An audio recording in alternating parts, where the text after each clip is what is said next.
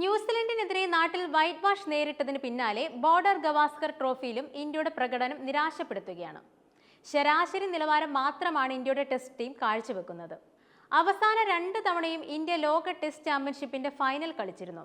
എന്നാൽ ഗൗതം ഗംഭീർ പരിശീലകനായതോടെ ഇന്ത്യയുടെ ഫൈനൽ സീറ്റും ഇപ്പോൾ നഷ്ടമായിരിക്കുകയാണ്. സീനിയർ താരങ്ങൾക്കെതിരായ വിമർശനത്തോടൊപ്പം തന്നെ പരിശീലകൻ ഗൗതം ഗംഭീറിനെതിരെയും വിമർശനം ശക്തമാണ്.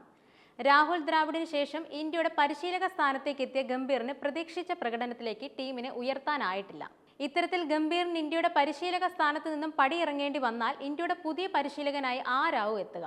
പല വിദേശ പരിശീലകനും നോട്ടമിടുന്നുണ്ടെങ്കിലും ഇന്ത്യ വീണ്ടും മുൻ ഇന്ത്യൻ താരങ്ങളിൽ ഒരാളെ തന്നെയാവും പരിശീലകനാക്കുക.